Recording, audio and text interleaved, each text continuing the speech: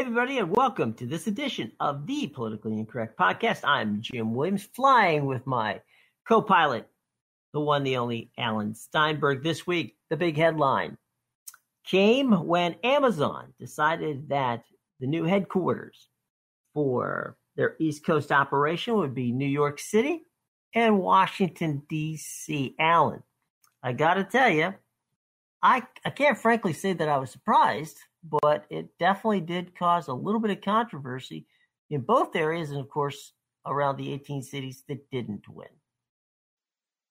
Absolutely, Jim.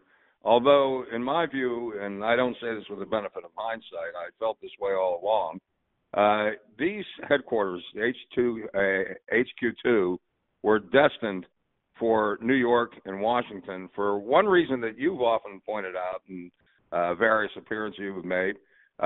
Jeff Bezos, the owner of Amazon, the richest man in the world, has always said that he likes to locate headquarters and facilities, divisional headquarters as well, in areas where the employees will be enhanced by substantial culture, entertainment, and intellectual pursuit.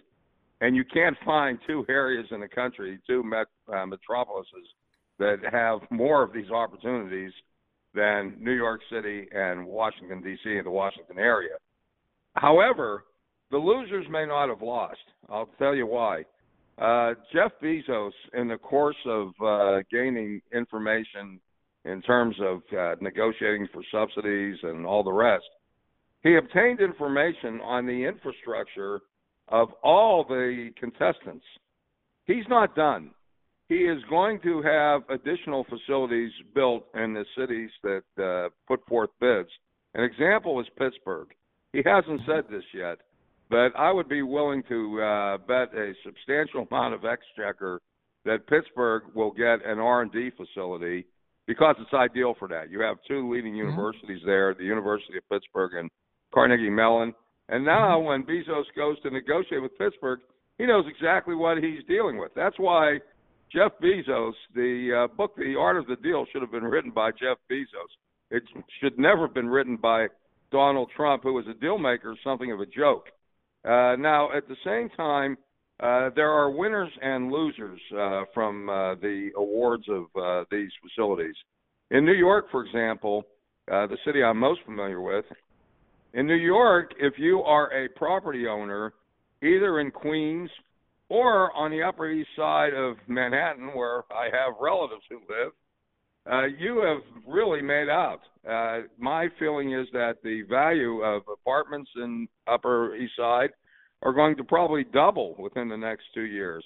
If you are a renter, or, for example, a business that is like a restaurant that rents from a landlord who is a real estate investor, you're going to have problems. Your rents are going to skyrocket. You see this in Manhattan already. One of my favorite restaurants was located on 2nd Avenue between 82nd and 83rd Street. The restaurant was doing fine, but they just closed up because of high rents. So you have winners and losers in that vein. You also have a problem that while some real estate residential development does very well, affordable housing can very much be a casualty of real estate skyrocketing prices like this. And that has to be dealt with. My feeling is that in a competitive world, that the incentives and subsidies in order to compete for large projects such as this are justified. However, in every case, there should be an impact fee, because if a new project is going to cause a substantial impact on either transportation infrastructure or other types of infrastructure like water and sewer and all the rest, they should have to pay an impact fee, particularly in a case like Amazon, where they are receiving substantial incentives and subsidy. I would just close on that vein with this. In New York, the two major economic development projects over the last decade and a half have been the two baseball stadiums, Citi Field in Queens and Yankee Stadium in the South Bronx. In those cases, there were incentives, there were subsidies, but the bulk of construction was picked up by the Yankees and the Mets. However, the state picked up the cost of the infrastructure. In a case like this, the a very large share of the development has been picked up by governments, state and city. And I think it's only fair that Amazon, in cases like that, should have to pay the cost of the infrastructure, whatever it may be, transportation or otherwise. I wouldn't disagree. In the D.C. situation, they're going to go into Northern Virginia, which is, for those who don't know, is very, very tech heavy already. It's Facebook has offices over there, as does. Of course, that's where AOL began, and there's a number of other areas. Funny that you were talking about real estate. A friend of mine, on the day that this was announced, she has a real estate business in Washington. She represents a brand new condominium development that is in Crystal City, which is part of the area where Amazon 2 is going to be in the Northern Virginia area, which is, for those of you who are familiar with the Washington area, it's right across the Key Bridge is where Crystal City is. And so the new Amazon headquarters will be literally within walking distance of Reagan National Airport. So it's literally across the Potomac, just across the Potomac from Washington, D.C. A couple of points on that. In talking to Lucy, she literally on the day that happened had 12 condominiums bought in this building, which opens in January, sight unseen. Just they called her up. They said, we want the condominiums, literally bought, check sent, cash deals. So that goes to your point on that situation. The other about affordable housing, that has been a problem in the Washington area. Washington and New York, and Alan can speak more directly to this in a minute because he has great insight on this. Washington and New York have something that a lot of places in the country do not have, and that's called rent control. Okay, so if you have been in a building for a long period of time, and you fit a specific criteria, your rent will be much lower than perhaps any number of the other people in that building. Okay, and again, that's an area which I'm sure Alan can explain far better than I. So that does help, but it is with the advent of Southwest DC, and that's where the Kennedy Center is, for those of you wondering, from the Chinatown area, which is pretty much the center of the city, and now down on the Anacostia, which is the poorest area of Washington, which is Ward 8, the ward that for many years was represented by Marion Barry. That's now the home of the National Stadium and, of course, Audi Field, which is the home of the DC United. You cannot find housing there. It's all been bought up. There's new housing going in. There's new restaurants going in that area. So there's only really one part of Washington that one could even begin to consider as being affordable, and that is the northeast portion, and that's slated for development as well. So, yes, poor people are being pushed out of the Washington area, as Washington D.C. proper. One other quick note, and then I'm going to turn it back to Alan to talk about the rent situation and others, is that both New York has had approximately 320,000 people who are considered high-tech savants. These are people that are capable of getting a six-figure position at Amazon. Washington, D.C. is number 2 on that list at 262 people already there. Plus, you add to that the Virginia Tech, which has a very high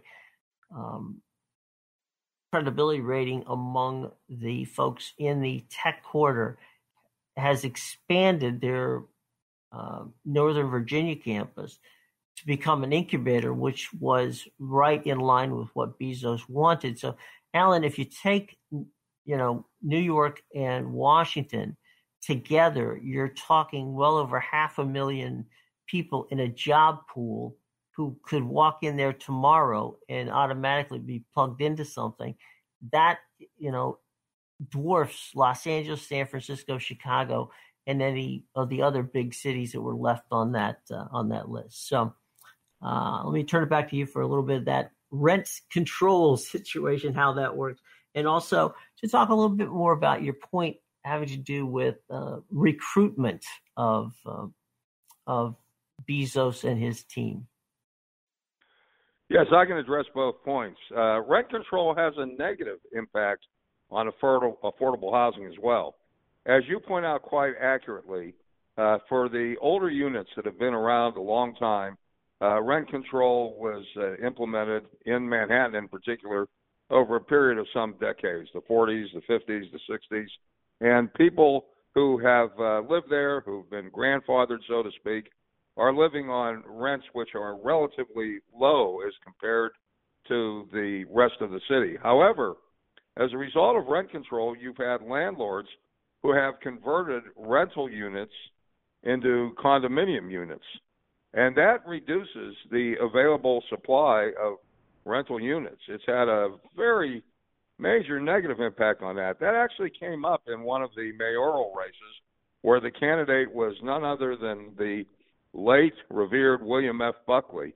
When he ran for mayor against John Lindsay, who was elected in 1965, and Abe Beame, who succeeded Lindsay as mayor for one term between 1974 and 1978, who was followed by Ed Koch, rent control was an issue, and Buckley did not win that race, obviously. He finished third, but he made a rather good showing, and the difficulties with rent control was a part of that.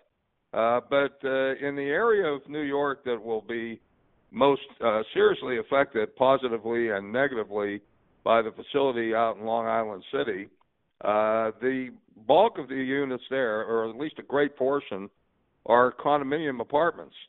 And they are going to skyrocket. And those that are being sublet will find that their rents will go up as well. Long Island City itself has been interesting. Long Island City, you and I are both sports focused people, Jim. Mm-hmm. Sure. For those who don't know the history of Long Island City, at one point during the 1930s, when Madison Square Garden was the mecca of boxing, when they had fights that would draw overflow crowds in the Garden and they could make more money if the fight could be scheduled elsewhere, the Garden folks constructed a stadium called the Madison Square Garden Long Island Bowl, and a lot of major fights were held there, including the fight where Max Baer knocked down Primo Carnera 11 times and won the heavyweight title. After one of the knockdowns, he said, "Last one back into the ring is a rotten egg." But that's a historic site. But when we're speaking about Long Island City, you have a number of new restaurants that have been established there. Mm-hmm. My children have friends who live in Long Island City, and it's become sort of a trendy place.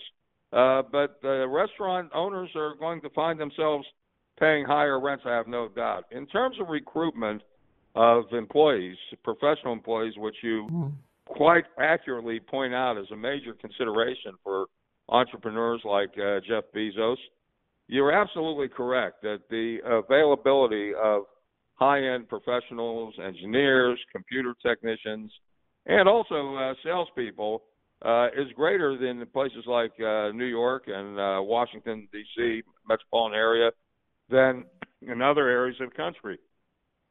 You're also quite right in talking about Crystal City. When I served in the Bush administration, I often went to both governmental and social events, and Crystal City was a magnet for these events. It should become an even more trendy place with Amazon moving in. And again, Amazon offers an opportunity for people who have been involved in sales to have a new field.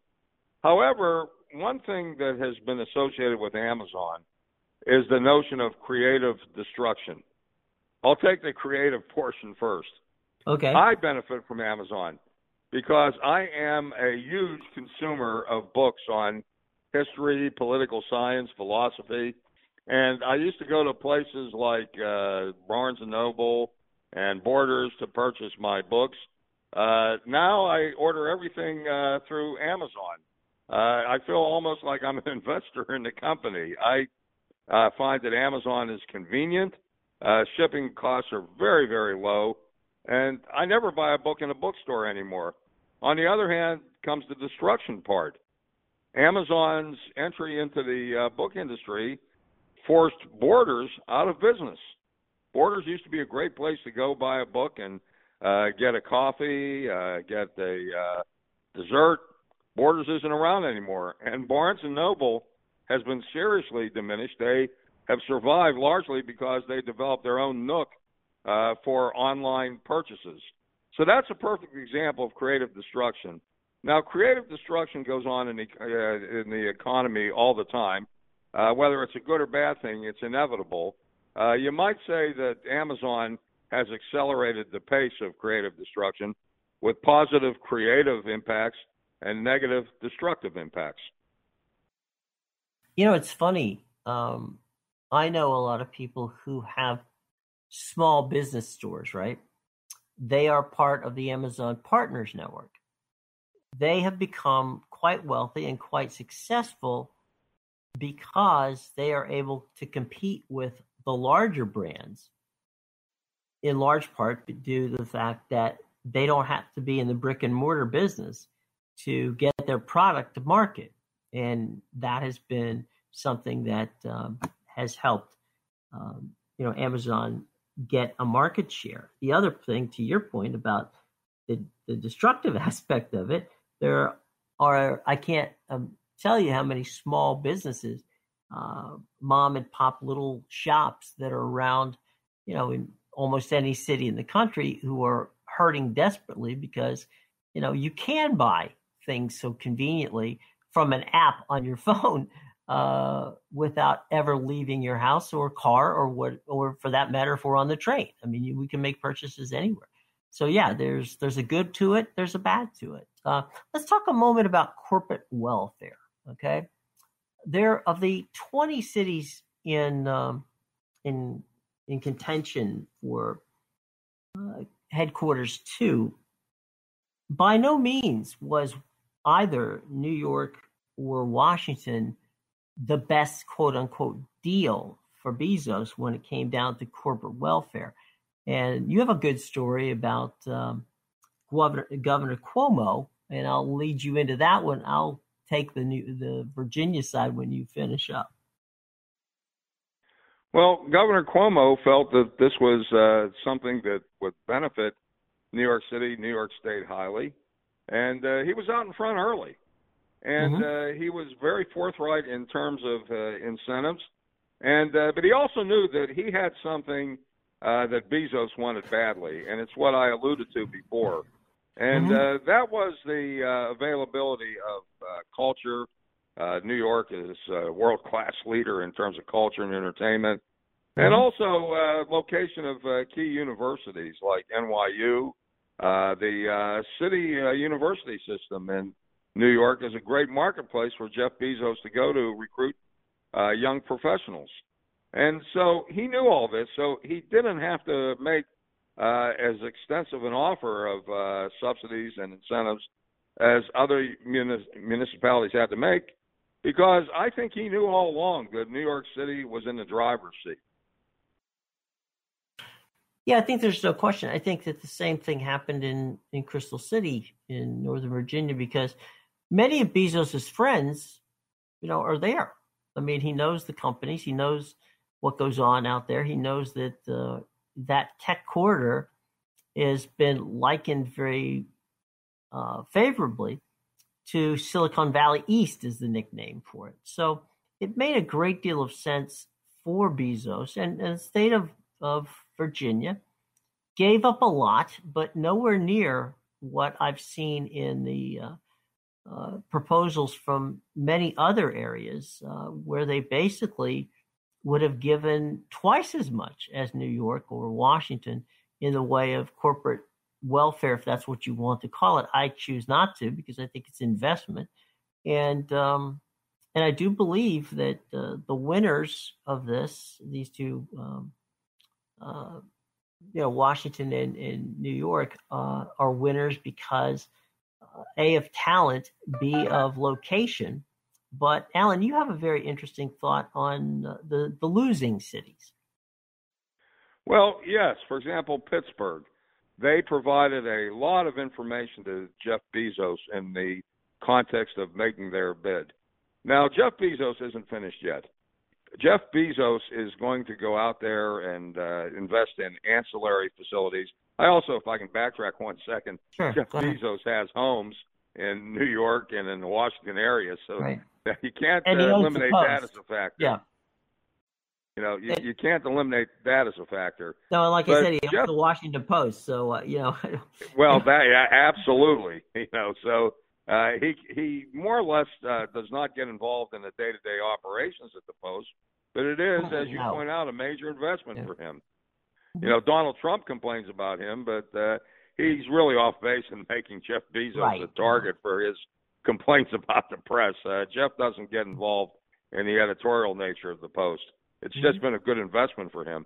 But having said all that, as I mentioned, you're going to see Bezos go out there and have Amazon make more investments. And in the case of Pittsburgh, it's an ideal location for an R&D facility, given the existence of similar facilities already, and also 2 leading universities in University of Pittsburgh and Carnegie Mellon. And he'll do this in other areas as well. He also, another possibility is something near and dear to my heart. New York City was not the only contestant in the metropolitan New York area. Newark put a lot of effort into its bid. There was no question in my mind that Newark was not going to prevail over New York City. However, Newark is a city on the comeback trail. There already is an Amazon warehouse in the area. There will be other facilities that Amazon will be interested in both establishing and expanding. Newark will do well in the future, I think, because of Amazon, and because also the jobs created by Amazon are, for the most part, higher-paying jobs. Now, they've used a figure of $100,000 as the average job figure. That can be somewhat misleading because a lot of these jobs are $400,000, $500,000 salaries, and some of them are at the low end, $40,000.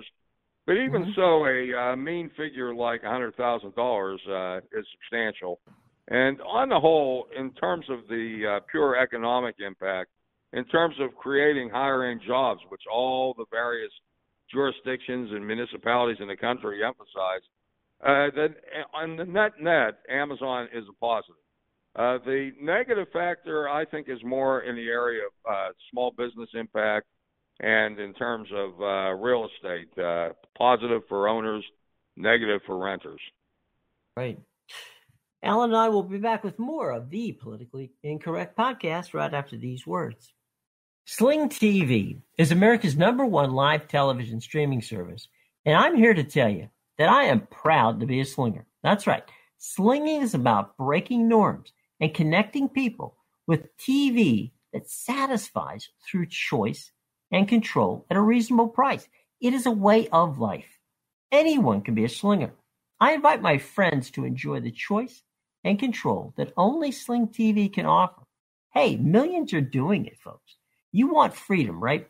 Well, Sling gives you the freedom and the choice to craft just the right package that fits your interest. If you're newsy, you've got CNN, you've got MSNBC, you've got Bloomberg, you've got CNBC, you've got HLN, you've got BBC World. That's just to name a few. If you're a sports person, hey, no problem there. You've got the ESPN family of networks, Fox Sports Networks, NBC Sports Network, and much, much more. Lifestyles, HGTV, Food Network, Travel Network, Lifetime. Entertainment, there you go. You got TNT, TBS, USA, Comedy Central, A&E, plus much, much more. Multiple languages? No problem. Sling has 22 different languages at the lowest price on the market anywhere. So give Sling TV a try today. I will bet that you're going to be a slinger just like me for a very, very long time. So go to sling.com. That's sling.com and check out how to be a slinger today. Welcome back to this edition of the Politically Incorrect Podcast. I'm Jim Williams, along with a partner in crime, Alan J. Steinberg. We just went through the Amazon situation, the winners of the Amazon sweepstakes. The 18 cities that didn't get it, they are prime candidates for any number of other tech businesses, and heaven knows there are new ones popping up every day, to find something out of it. So there will be positives on that end, and Alan talked about that before.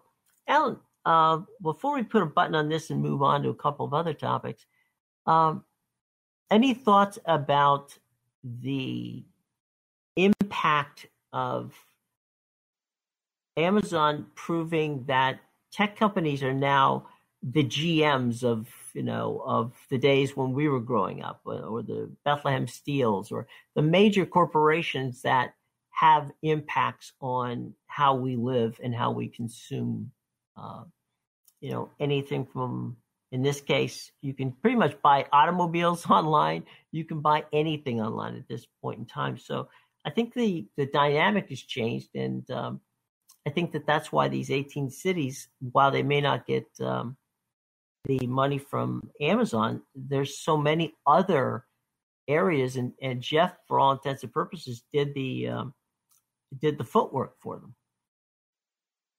Well, you're quite right. I would put it like this: that Amazon is the quintessence of a success story in the post-industrial age. The industrial centers of the world have moved on to other continents. We are not doing as much manufacturing as we once did, but we are still the world leader in terms of technology, and we're likely to be for some time. And Amazon is a technological company. It's a distribution company. We still lead the world in terms of distribution capability, and Amazon is all of those things. But with Amazon, there are two other consequences outside of dollars and cents. One of the consequences is a legal consequence, and the other is a political consequence. The legal is the argument that Amazon is creating a monopoly, and whether that is a violation of antitrust laws. I've studied antitrust law, but I never really practiced it. And there's always the argument that it is not a monopoly in this sense, that its success has been due to its skill, foresight, and industry in the trade, and therefore it doesn't have the violations of antitrust laws inherent in already established companies who create barriers to entry, so to speak. But there are political figures, and this leads into my political consequence in a minute. There are political figures who will attempt to get votes, attempt to get public support. I'm not saying their motives are bad, but they will argue that there should be an extension and reformulation of antitrust laws to keep Amazon from becoming even larger than it already is. The political consequence is this: incentives are a fact of life. We are a nation of 50 states plus the District of Columbia. All these entities compete for new projects, new jobs, and they use incentives as a tool. Now, some states don't need to use incentives. Let me give an example. There was a story in New York, I think it was about Google. Yes, I'm positive it was, where Google is receiving certain incentives to continue to be in New York State, as one of many places Google is located. And somebody asked Governor Cuomo, they said, why are you giving away tax dollars to Google when it's already one of the most profitable companies in the world? And his answer was, well, if we don't, they may move to a place like Texas. Well, hello. The reason they may move to a place like Texas is that Texas is an extremely low-tax state.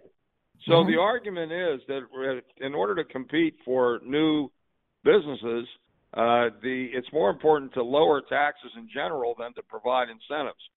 But that doesn't work for a state like New York or New Jersey, because these states have high taxes because they invest a lot in public education, both at the secondary school, public school level, and also in terms of universities. The state university system out of Albany, State University of Albany, Binghamton, and Stony Brook and others, constitute one of the best state university systems in the world. But it takes a lot of tax dollars to keep it going, just as in the city of New York, where you have the city university system.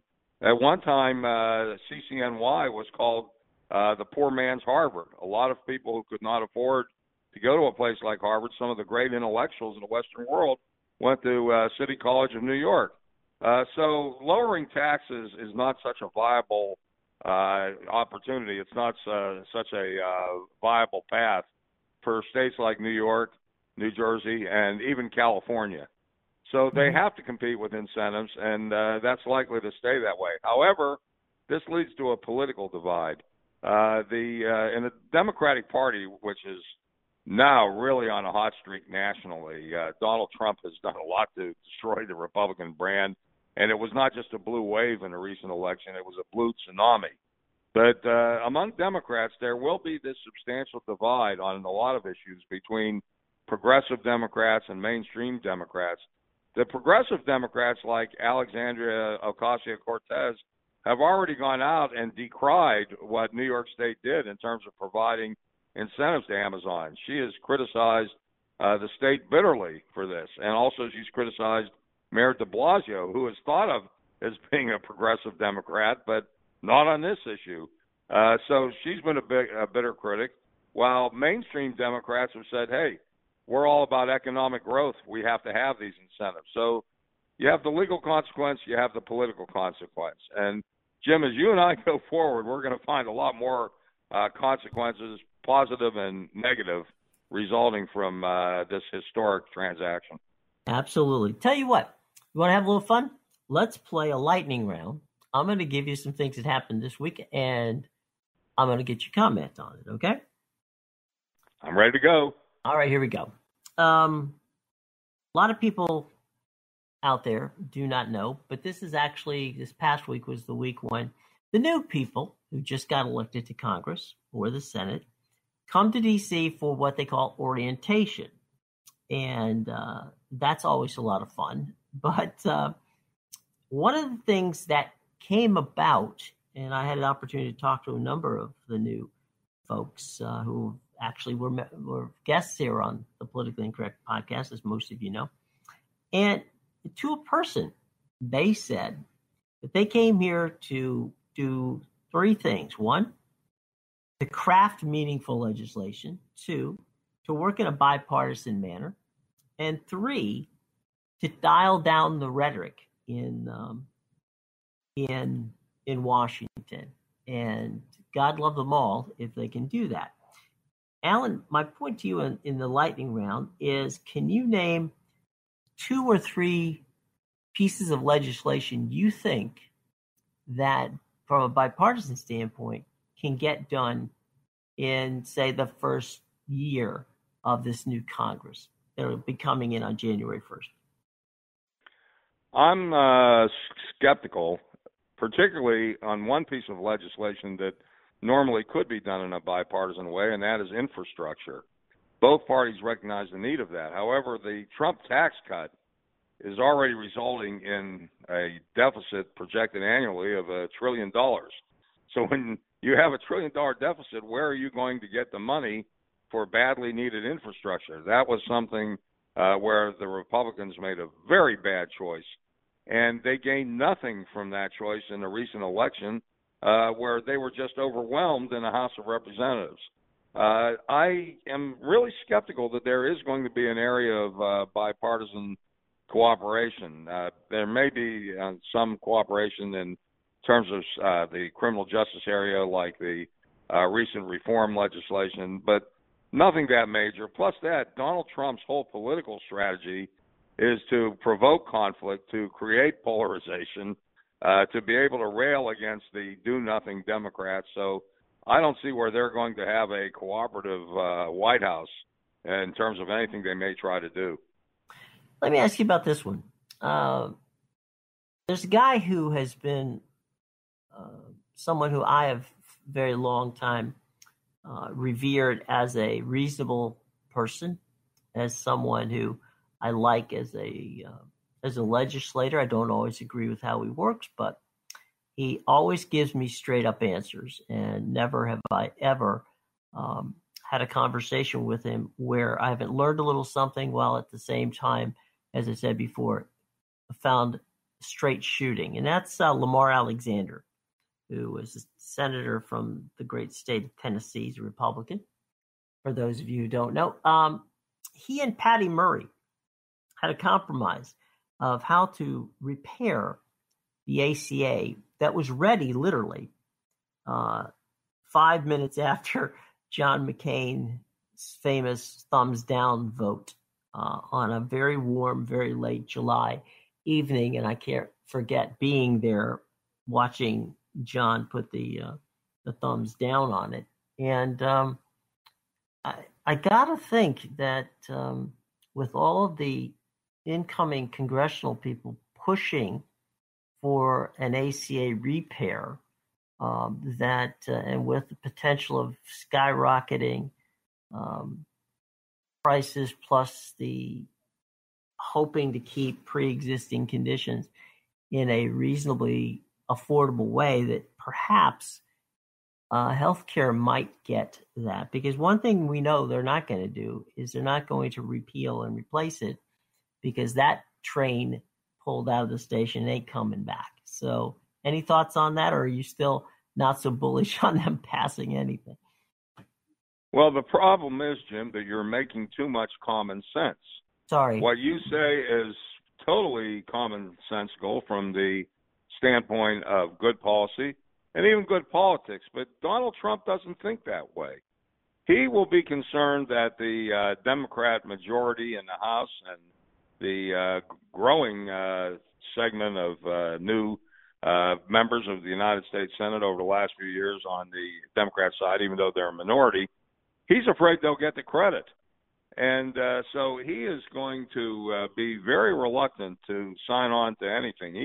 He would rather, in his own mind, own the issue. But sometimes Donald Trump is not the smart politician that people think he is. He may be making a very bad misjudgment here. Yes, it would make common sense for there to be bipartisan cooperation. But common sense is not prevailing in Washington for the most part. Particularly, it's not prevailing in the Trump administration. Okay, let's take 5 quick minutes because we're getting to the end of the show. But I think it's important, both of us being political nerds, to explain to people. A lot of folks are going, well, geez, Lamar Alexander and Patty Murray have a bill. Why doesn't it get on the floor? Same thing will be the case with whomever the speaker is with regard to the House of Representatives. There is in the House of Representatives, okay, and this is what Paul Ryan, when he was a speaker, used a great deal. And it's not really a rule. And Alan and I are both baseball fans. And what drives me crazy as a baseball fan is when somebody goes, it's the unwritten rules of baseball. Well, it's like, excuse me, rules are either rules or they're not, right? There's no such thing as unwritten anything. So we had in the case in the Senate a few years ago where we had the quote unquote Biden rule, which there is no such thing, which is why Merrick Garland never got a hearing.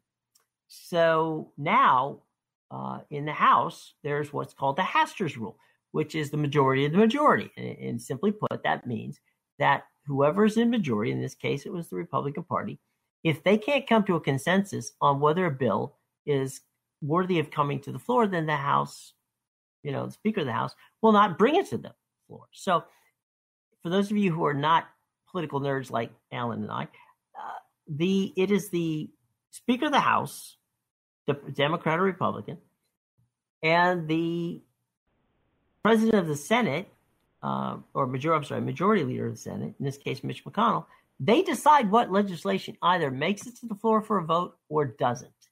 And go ahead. I'm sorry. The important thing to know about the House.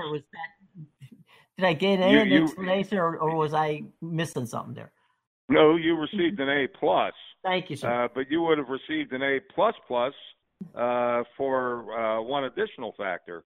Okay. Is that the unwritten rules of the House and the Senate are often more important than the written rules. I'll give you an example because I really became aware of this through my work with the United States Senate when I was Region 2 EPA administrator. There was a rule called the hold rule, where any senator can block any appointment. It doesn't have to be in his or her state, even at levels approaching deputy secretaries of various federal departments. They can't use the hold rule to block Supreme Court appointments, but they can block anything else. And that has a huge impact. And they can also block one senator can block almost any piece of federal legislation. And the Senate, when you get down to Washington, you really become aware of this. The House of Representatives, they all have nice office buildings, the various representatives, but the Senate is a club. Each of their offices looks like a Taj Mahal inside. And they are very proud of their prerogatives on a bipartisan basis.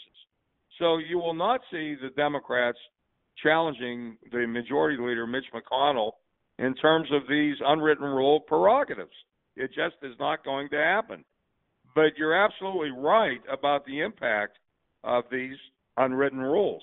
And it's going to be more significant than ever, given the fact that the House is Democratic, the Senate is Republican, the President is Republican. Basically, Mitch McConnell will jump and say how high to any request that Donald Trump makes of him.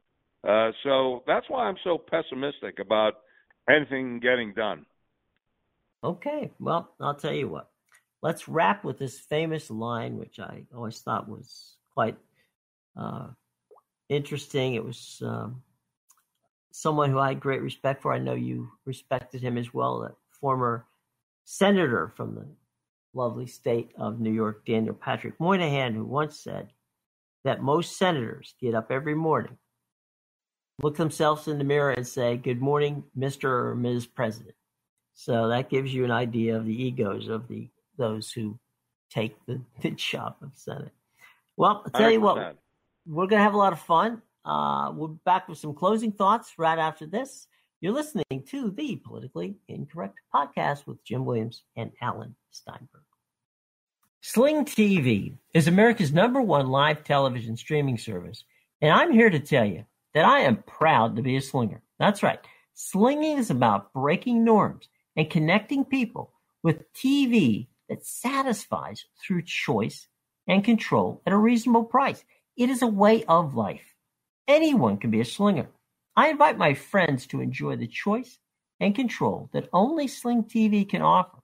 Hey, millions are doing it, folks. You want freedom, right? Well, Sling gives you the freedom and the choice to craft just the right package that fits your interest. If you're newsy, you've got CNN, you've got MSNBC, you've got Bloomberg, you've got CNBC, you've got HLN, you've got BBC World. That's just to name a few. If you're a sports person, hey, no problem there. You've got the ESPN family of networks, Fox Sports Networks, NBC Sports Network, and much, much more. Lifestyles, HGTV, Food Network, Travel Network, Lifetime. Entertainment, there you go. You got TNT, TBS, USA, Comedy Central, A&E, plus much, much more.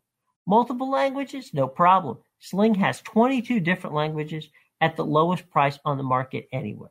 So give Sling TV a try today. I will bet that you're going to be a slinger just like me for a very, very long time. So go to sling.com. That's sling.com and check out how to be a slinger today. Okay, everybody, welcome back to this edition of the Politically Incorrect Podcast. Now, if you are not yet one of the over 50,000 people who've taken the time to subscribe to the podcast, first of all, shame on you. Second of all, we make it very simple. You can go to the iTunes store because we are part of the Apple Podcast family. Go to Google Play because we are also part of the Google Podcast family. You can find us on a number of outstanding podcast apps. That could be Speaker, Stitcher. You can find us on iHeartRadio. You can find us on TuneIn, YouTube, and any number of other places. Now, the best way to find us is to search the Politically Incorrect Podcast with Jim Williams.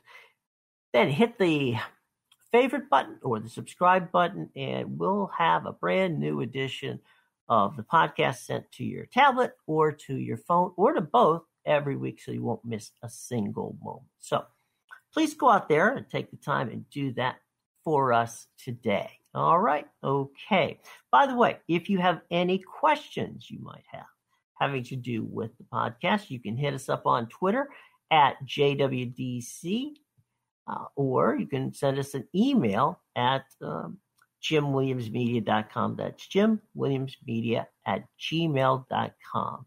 JimWilliamsMedia@gmail.com. And I know that the Twitter master himself, Alan Steinberg, also loves to get tweets about questions or anything having to do with the show. So, Alan, give me your social media, please, my friend. Absolutely. I'm delighted to do that, Jim. My email address is asteinberg613@gmail.com.